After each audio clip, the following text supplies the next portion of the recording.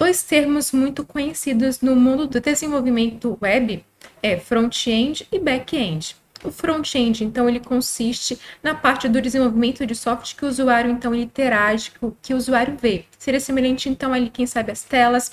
Quando, então, você desenvolve utilizando HTML, CSS e JavaScript, você está trabalhando, então, com a parte do front-end, a parte client-side, a parte do cliente.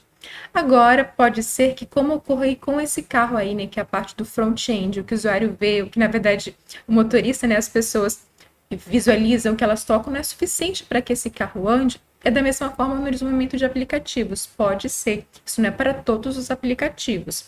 Mas para a maioria dos aplicativos, a parte do front-end ela não é suficiente. É necessário que tenha outras coisas ali por baixo, então, desse front-end. Então, o back-end ele fornece alguns serviços, como, por exemplo, acesso ao banco de dados, autenticação, segurança, as regras de negócio que elas permitem que esse sistema funcione, esse aplicativo, então, entregar uma aplicação funcional de fato para o usuário. Geralmente, isso é na média do desenvolvimento de aplicativos, o front-end corresponde a 20% do desenvolvimento de uma aplicação, enquanto o back-end ele corresponde, então, aí a 80% do desenvolvimento desse aplicativo. Você deve, então, estar pensando, poxa, quer dizer que trabalhar com o Ionic não é suficiente, porque, na verdade, o Ionic, que trabalha com essas tecnologias de HTML, CSS, JavaScript, né, o TypeScript, ele corresponde, então, à parte do cliente, o front-end. Agora, então, pode ser que para alguns aplicativos será necessário também fornecer serviços de back-end. Para isso, existem algumas soluções, alguns modelos de negócios conhecidos como Back-end as a Service, ou ainda Mobile Backend as a Service. Você pode também ouvir só esse nome de BaaS ou MBaaS. São modelos de negócios em que o desenvolvedor ele terceiriza o desenvolvimento então de um back-end para uma organização, por exemplo, de forma que o desenvolvedor ele possa focar apenas no desenvolvimento front-end. Então essas são opções muito interessantes. Nós vamos conhecer aqui algumas de forma que o desenvolvedor, então, agora, ele não somente terceiriza, se pensar, o desenvolvimento de software, mas o desenvolvedor, ele também terceiriza tudo no lado do front-end, perdão, no lado do back-end. Ele terceiriza também tudo o que está por trás no desenvolvimento também, porque quando você, na verdade, pensa em prover serviços do lado do back-end, é necessário também, então, que tenha ali servidores, que tenha, então, ali uma infraestrutura de TI para isso, que tenha energia, que tenha os links de internet, que tenha as licenças de software. Então, quando nós utilizamos esses modelos de negócio de back-end as a service, nós, então, terceirizamos esses serviços, né, utilizando esse modelo de negócios para uma organização, e nós, então, fazemos uso desses serviços. Os fornecedores de back-end as a service, eles fornecem serviços como armazenamento de arquivos, banco de dados, integração com mídias sociais ou autenticação, também serviço de gerenciamento de dados, de notificações. Dependendo do back-end as a service, você pode fornecer alguns serviços de infraestrutura e o acesso a esses serviços é realizado por meio de APIs. Então, por meio dessas interfaces de software, é possível, então, que o front-end acesse os serviços do back-end. Nessa oficina, nós mostraremos, então, a integração de um aplicativo Ionic, então é ao lado do front-end, com o back-end as a service do Google, denominado, então, de Firebase. Esse, então, é o serviço, o Firebase, que ele provê vários serviços, muitos deles gratuitos.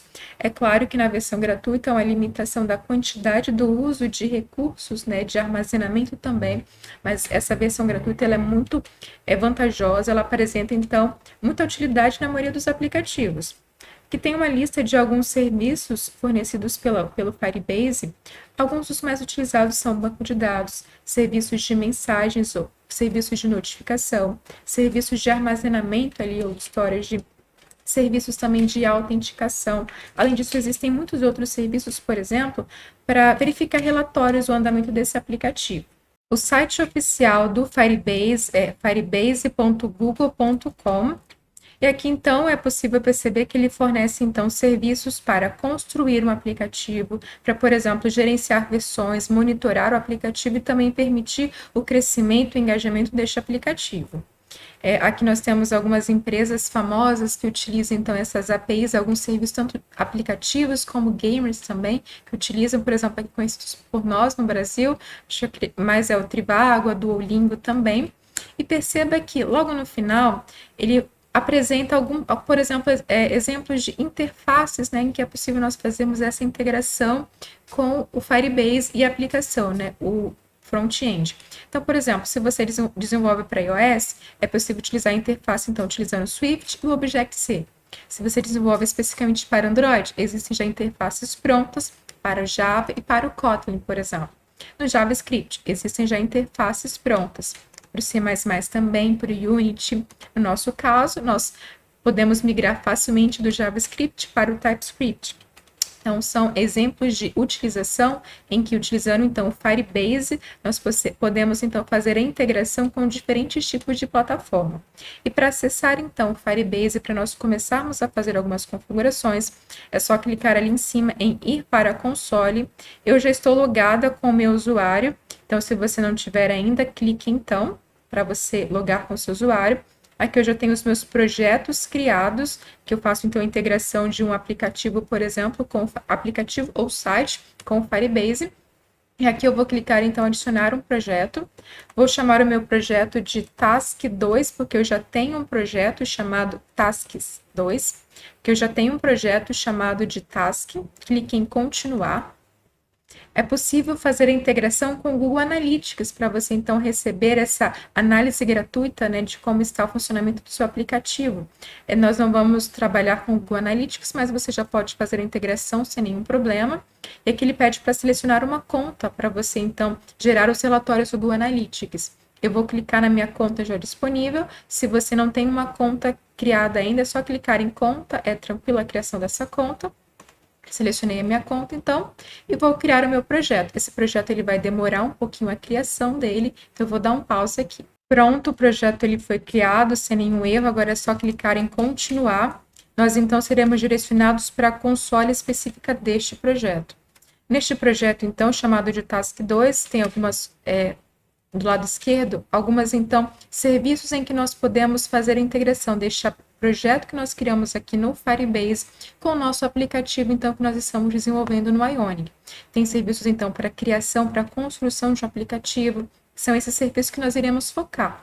Serviços, então, de autenticação, do Firestore, do Real-Time Database, esses dois, Firestore e o Real-Time Database, são dois tipos de banco de dados, para serviços de storage, então, para fazer armazenamento, serviços de hosting, inclusive tem serviços até de machine learning. Daqui nós vamos trabalhar com a autenticação e com Firestore. Mas existem outros serviços também para liberar e monitorar, do Analytics também, serviços, então, para permitir o engajamento do aplicativo. Perceba que aqui nessa parte inicial nós temos, então, aqui códigos disponíveis, né, a princípio, para o iOS, para o Android, para o web, né, e para o Unity. No nosso caso, nós vamos utilizar a integração com a API da web, porque o Ionic, ele é baseado, então, nas APIs, utilizando as tecnologias da web. Então, quando nós formos criar, nós vamos, então, criar mais um aplicativo dentro desse projeto aqui. Eu vou abrir aqui, então, nesse projeto, só para eu te mostrar, o serviço de autenticação. Eu vou clicar aqui em primeiros passos.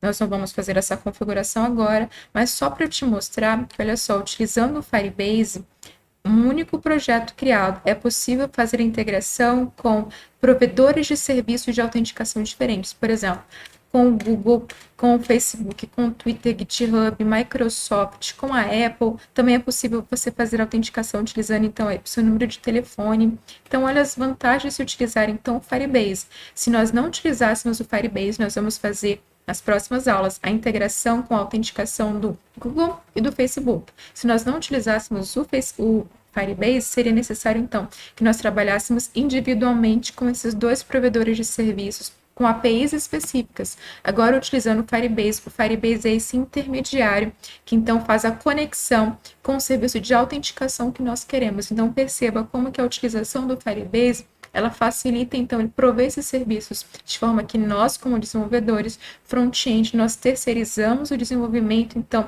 do back-end para uma organização delegando, então, tudo que precisa, além do desenvolvimento desta API, deste serviço no back-end, nós terceirizamos também toda uma infraestrutura de serviço, né, de energia, de internet, de licença de software, de gerenciamento de containers, de máquinas virtuais, e nós, então, temos mais tempo oferecendo serviços de qualidade, porque nós temos mais tempo para nos dedicarmos ao desenvolvimento do back-end, do front-end, perdão.